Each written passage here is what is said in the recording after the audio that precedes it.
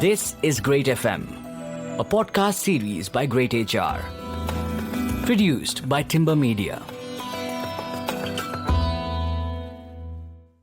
Hello and welcome to Great FM, everyone. I'm your host, Ahalya, and I'm really looking forward to the conversation that we've got in store for you today. You know, diversity, equity, and inclusion, DEI, has been a big topic of conversation on our podcast ever since we started. But today, it's actually time for us to just take a pause and reevaluate, talk about what's working and what isn't. Interestingly enough, we're recording this podcast at a time where DEIB initiatives and policies at the workplace have come under quite a bit of scrutiny. So I guess it's a valuable conversation for us to be having today.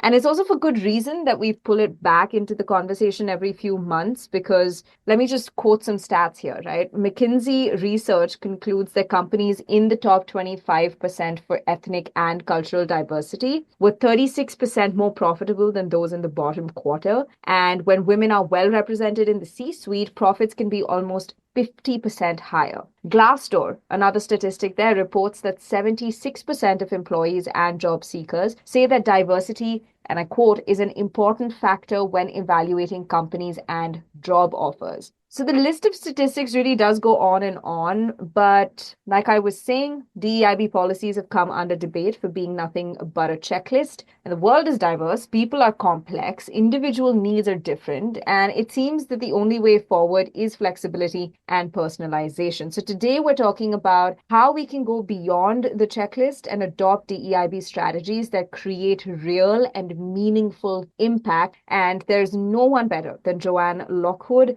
founder and CEO of See Change Happen, a recognized keynote speaker and thought leader on inclusion and belonging, to help us through it. You know, as a transgender woman in her 50s, she brings a very unique perspective and much needed perspective to the conversation. So thrilled to have her on the show. Welcome, Joanne. Thank you so much for being with us today.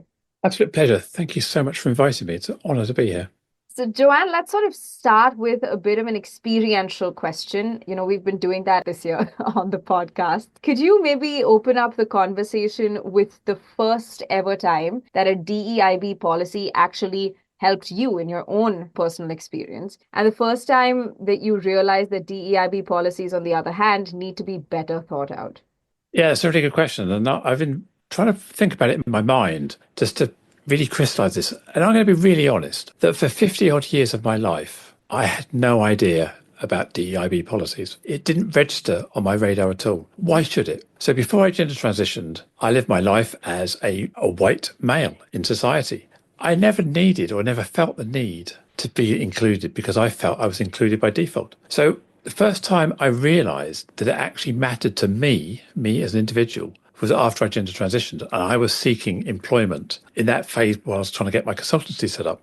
I then realized that I was no longer in the majority. I was no longer automatically included. I was falling into this voiceless, marginalized, underrepresented, these other tick boxes that we put people in. So that made me realize that when we talk about this DEI pushback, when we talk about people who are marginalized, people who are underrepresented getting all of the advantages, it's because when you have all the advantages, you don't realize the power and importance of those processes. So that's when I first realized they need to be better thought out, because I felt that people were clumsy about me, my pronouns, my name, my identity, and I found that I was no longer being accepted by default. So that's really the nub of when I first became aware at the age of 52 that as a transgender woman, trying to look for her first role in an organization. You know, because you brought up, right, Joanne, that it is so important to have these policies in place, even from the statistics that we touched upon at the opening of the conversation. It clearly brings progress and it clearly brings quite a bit of good into the organization, right? So why do you think DEIB somewhere along the way became just a checklist item, right? Is it one of those things, in your opinion, where you start something new, it falls into routine, people become complacent, or do you think that it finds its roots somewhere else?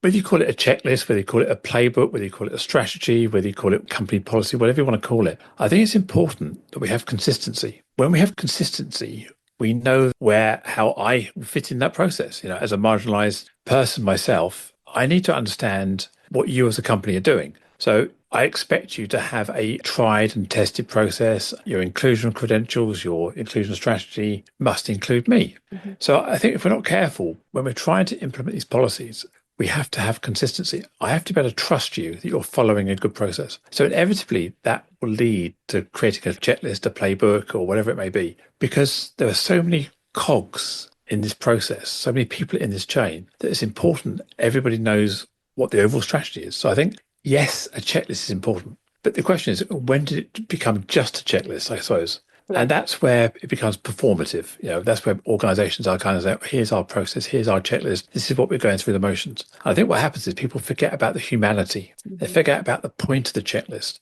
They forget about the point of the process. And that's about creating environments, cultures, organizations where everyone can thrive for who they are. And that's sometimes forgotten in the acronym DEIB, J, whatever acronym you want to use. That's where we lose it. We start focusing on these letters and words rather than the output. And I always talk about the output as being positive people experiences. That's what we're trying to create in our society, in our cultures, in our organizations, in the hiring process, in the candidate experience, in our employee experience. I want a positive experience dealing with you as a customer, you as an organization, you as a candidate. And that's sometimes what we get lost in this checklist process. So I think we keep the checklist, so we've got to have consistency. But the point of that checklist is creating positive experiences. That's where we need to get to. That is such a well articulated thought, actually, because I think in today's day and age, more than anything or any time in history, I think organizational culture is really coming up strong in terms of an absolute requirement and priority. People may not be prioritizing it, but I think there's no ignoring the fact that it has to be prioritized. And it's more about, once you've got that checklist, what do the human beings in the organization do to actually implement it, right? And how do they implement it? But that also throws up that fine line. People are complicated. So everyone's dealing with their own set of problems or issues that, they may turn to the workplace to solve. But then you've also got an organization full of people. So how do HR professionals walk that very fine line without overlooking either stakeholder, but also keeping business goals or, overarching strategy in mind? Yeah, it's a really good question. I think we've got to avoid creating hierarchy of need or hierarchy of privilege. We've got to look at equity, building equity in our processes, playing, if you like, whack-a-mole, splat the rat, whatever analogy you want to use, where we're working out the inequities in the system from a neurodiversity perspective, from a race perspective, from a gender perspective, and treating each of those inequities as a holistic need to solve, whilst also recognizing the intersectionality where people may be affected by more than one characteristic simultaneously that comes into play. So by looking at that holistic person-centric approach, really important. I go back to this positive people experiences that I talked about just now. That's what we're trying to create. And it's not about trying to trade off one group versus another group. The other aspect in business is, if we think about, I go back to ancient Greek philosophy of Aristotle, there's the three pillars, ethos, logos, and pathos. Ethos being the ethical response, the policy, the checklist. We have to have this because it's the law. The logos is the logical response, which is the spreadsheet, the balance sheet, the business imperative, the need to generate revenue, the need to generate sustainable income, the need to justify our costs. Very important.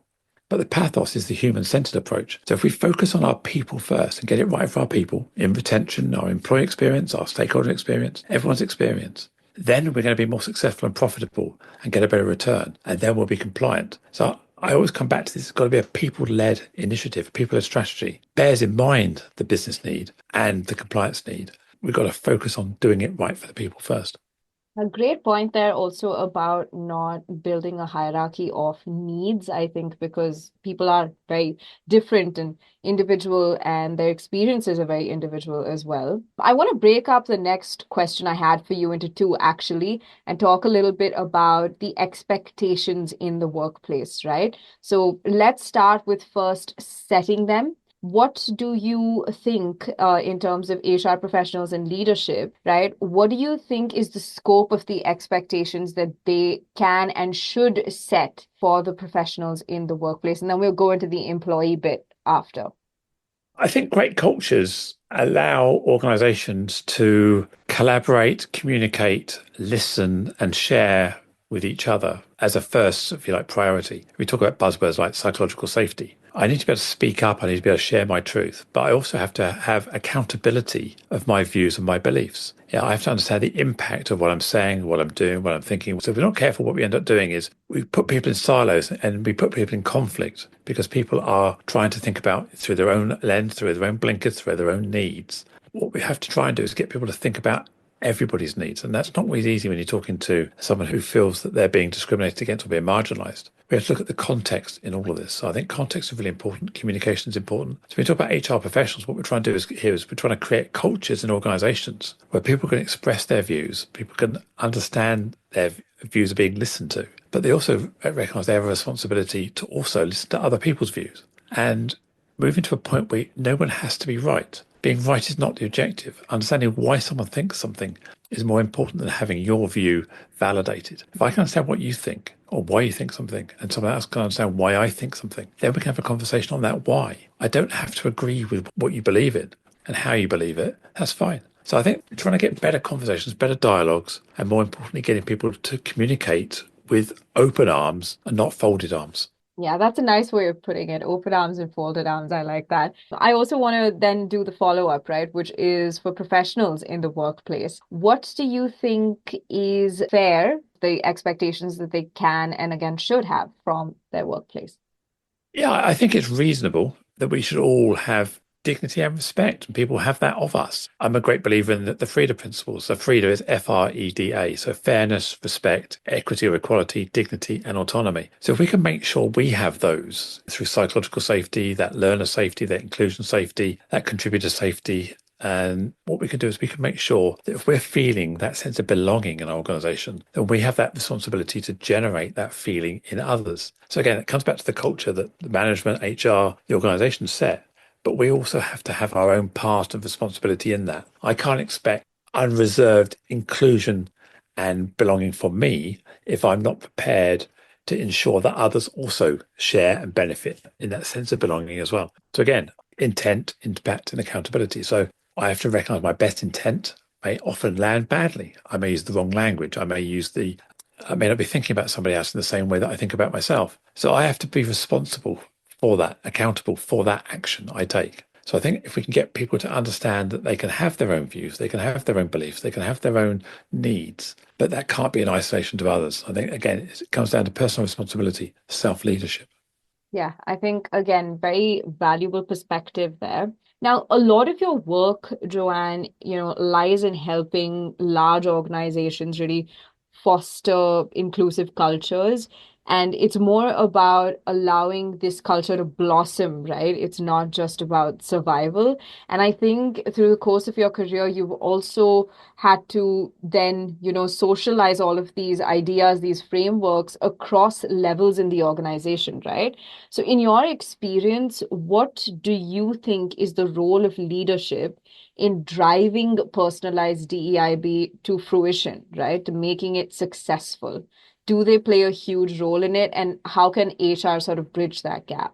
Well, we think of leadership as being a strategic role in all parts of the organization. So we're looking to our leaders to lead, to set strategy, to guide us, to clear barriers, to make sure that my success in my role is guaranteed because they're, if you like, providing the environment for me. So the leaders there are instrumental. And I think organizations don't do enough to upskill their leaders. We often promote people who are great technicians, great at what they do, without helping them upskill to be fantastic leaders. So being a leader, being a people person, can be learned, can be trained, can be something you can develop and nurtured in the same way emotional intelligence, cultural intelligence, and other aspects can be. So I think it is critical for leaders to recognize their purpose in this. They set the standard. You have to have courage to stand up for what they believe in and what the organization believes in. They have to collaborate with other leaders within the organization, with other teams. They have to be able to listen and gain access to sort of knowledge and best practice.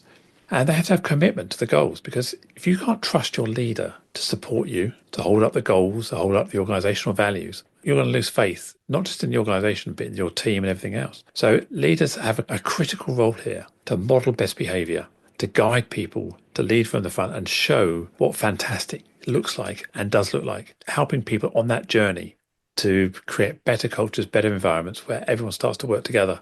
And also, I think the other thing is having the courage to call it out or call it in when it's not working. you do need to, as a leader, have those brave conversations, have those challenging conversations, be able to coach people into better ways of behaving when they may not be receptive to that.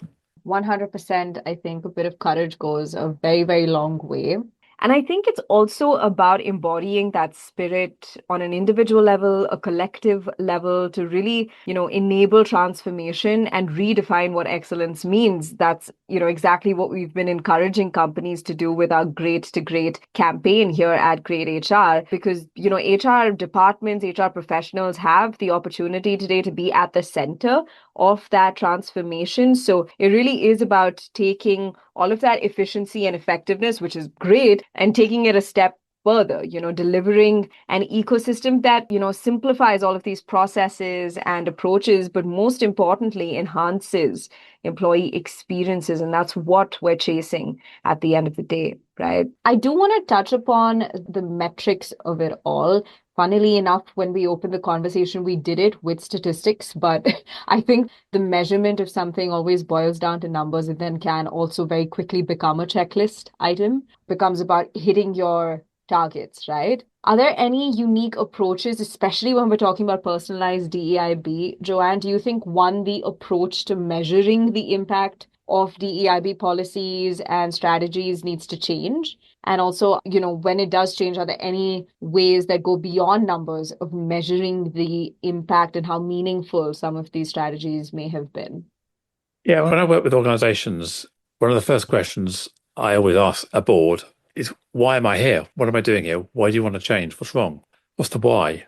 And trying to get down to the root cause of what is up where they are and where do they want to get to. And some of that, where do you want to get to, has to be based on a starting point. So where are you now? Why is where you are now not good enough for you? What do you need to change? So you want to change your gender pay gap, change your ethnicity pay gap, hire more people with a disability. And I go back to why. Why do you want to do this? Why does it matter to you as an individual, as a leader, and you as an organization? Because unless we get down to that why, nothing we ever do is going to change because it won't be sticky. Mm-hmm. So let's get the stats and the metrics about who you are now. So your current demographic, your employee engagement scores, your pulse scores, whatever they may be, how your customers feel, how do your stakeholders feel. So all of the different people involved in these processes, we need to understand who they are, what do they think, and why do they think things. Then we've got our baseline. Then we can start using that baseline to plot our trajectory. And I'm not a believer in goals and targets and grand spreadsheets about where we're trying to get to. I want to have a vision on the wall that said, wouldn't it be fantastic in 2030 if we had equity in our gender across pay, across positions, across seniority in the company? Wouldn't it be great if we had more representation of people of colour, more representation of people with disability, of LGBT community in our organisation? Because that's a reflection on society. So that's our stated intent. And then we say, okay, in order to get to our stated intent, that fantastic vision on the wall of 2030, how do we need to get there? Then we can plot a course. In order to achieve that by 2030, where do we need to be in 2025? Where do we need to be in 2026? So again, by breaking this down to manageable goals, we can then create timelines, we can then create work streams in order to achieve progress towards those goals. And again, I go back, it's not a quota, it's not a target, it's not an absolute, it's about a trajectory. So this is where we're heading, and a velocity. And that velocity may well change depending on which goal, which target. Because sometimes if we go too fast, we leave people behind. Mm-hmm. And if we go too slow, we frustrate people. So I'm a great believer in this vector of travel and our velocity, and we course correct based on our actual progress towards that goal and whilst looking at the world around us to make sure things haven't changed. So whatever it matters to you as an organisation, those are your goals and they shouldn't be somebody else's goals. That's really, really important. And that's what I help organisations work on in the first instance, is to find their goals, their priorities and their why. Yeah, no, I mean, that kind of feels like a bit of a meta moment because, we're talking about personalized DEIB, but also the approach to that is so personalized, right? And that leads me perfectly into my next question, Joanne, which is bringing it back to HR professionals and their behavior, their roles and responsibilities in the workplace. Once again, what do they need to be changing when it comes to policy creation? Are there new strategies or approaches that you think they should be adopting, maybe a mindset shift? I'm not a great believer in creating policies. I'm a bit more of a free spirit than being governed by policy. So I think what we need to go back to as HR professionals is the overall goal and objectives. And that is creating environments where people can thrive through their own ability. and giving them the tools they need to succeed in order to allow them to grow and develop in the organization. That's fundamentally what we're trying to achieve here. And then in addition to that, minimize friction, minimize conflict to create environments where people feel safe, they feel welcomed, and they feel part of that belonging, that magic, if you like. So that's got to be our North Star of what we as HR professionals are trying to guide people towards. And ask yourself, is the policy I'm creating achieving that goal? Or is the policy I'm creating about stopping people do things? I find that too often that HR policies are about preventing something rather than enabling something. So we can flip that on its head to think about when we create these work streams, these practices, how do we enable people to be adults, to grow, to be responsible, and to take their own growth seriously. So that's our HR professionals. Let's flip this on our head. Let's look at policies that enable, not policies that disable. So that's been my starting point.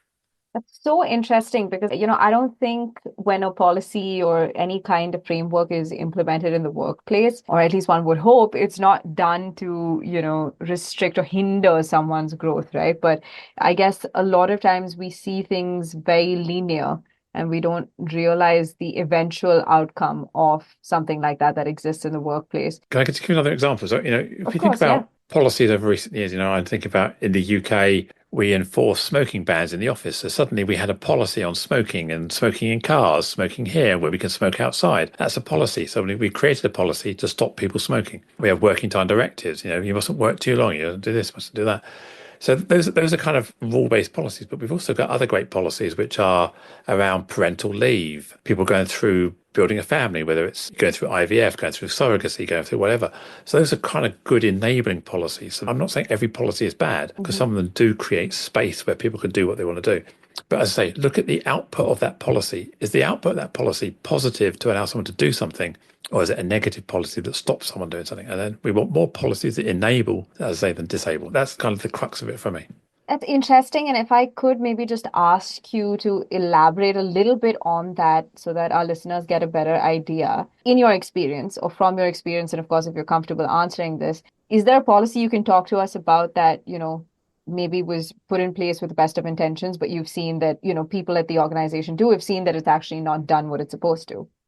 Well, I think if you look at the high macro level, you look at what's going on globally with DEI as a buzzword, as a buzz phrase. We see it in the US around this whole rhetoric around inclusive hiring. People have been trying to give equity to recognizing that people of color, people with disability, people LGBTQ+, were not getting hired in the same rate as people who are male, people who are white. So what's happened is in these organizations is people who are white and male look at these policies and say, hang on a minute, I'm now being marginalized. I'm now being excluded. So I say that's an example, if you like, of a well-intentioned policy to give equity to a certain group of people, effectively marginalizes and excludes a different group of people. So that's the conflict we've got to have sometimes in these policies. By creating equity and enabling people, it's seen sometimes as creating negative and disabling people. So that's the balance we've got to try and find as HR professionals, DEI professionals, is trying to create inclusion without excluding somebody else. And that's this paradox of inclusion sometimes.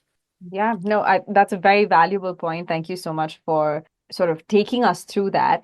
We've reached the end of our conversation today, but one last question, and I think this one will probably leave everyone with a wealth of information, right? Are there some tangible examples of personalized DEIB? We all know the general DEIB frameworks and policies, etc., that exist.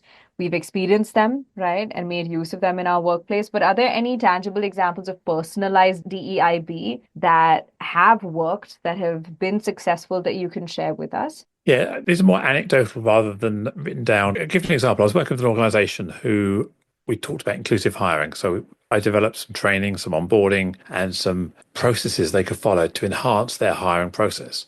I went back after 6 months and sort of said to them, so, how are you getting on? He said, well, absolutely fantastic, because we've got 3 candidates we placed into roles that we would not normally have considered through our old process. So managers actually said, yeah, we've hired these fantastic people, and we admit we would not have hired them had it been through the old process. Okay, so that's a tangible thing. Then you ask the people who were actually hired, and they say, yeah, their process was fantastic. I was able to engage in this process in a way that I've never engaged with anybody else. And I always felt that I had trust in the system and was given a fair chance to succeed for who I am. And I was listened to. So that's one clear example that when you get it right, your hiring experience is improved and the actual candidate experience is improved as well. So that if you magnify that across the board, just in that one particular case study I did there, then that's the output we're looking for. I say these positive experiences, hiring people, promoting people and succeeding with people that you would not normally have given the opportunity to. And then seeing how they're smiling and benefiting from that change. This has been a very informative conversation, Joanne, and a lot of very thought-provoking shifts in mindset when it comes to thinking about how DEIB initiatives can actually exist within an organization. And I do think that this podcast is making me want to extend the conversation into a culture conversation as well. Hopefully, we can do that soon. But thank you so much for joining us on this episode of Great FM. Yes, thank you so much. It's been an absolute pleasure to chat to you today. Thank you. And before you leave, is there one little piece of advice that you want to give HR professionals listening in? We do have quite an audience. So anything you'd like to tell them that they can go into the workplace and adopt like tomorrow? Often people say to me that they're scared of getting it wrong, saying the wrong thing, doing the wrong thing. And that often constrains them. They would rather do nothing than do something wrong. I always say to people is be brave. Recognize the three elements I talked about earlier, intent, impact, and accountability. If you start off with positive intent, and then if it goes wrong, measure the impact, but be accountable and apologize and move on. But don't let inaction stop you. Overcome that. Emotional intelligence, cultural intelligence, being hyper-aware and making change for the right reasons and measuring it. You can never get that wrong. Go for it. Absolutely. That's a wonderful note to end the conversation on. I really hope that all of you listening in take something away from this episode and also enjoyed the conversation today. We'll be back with another episode of Great FM talking about something else that is extremely important from the world of HR. But in the meantime, stay safe and stay happy. We'll see you soon. This is Great FM, a podcast series by Great HR. Produced by Timber Media.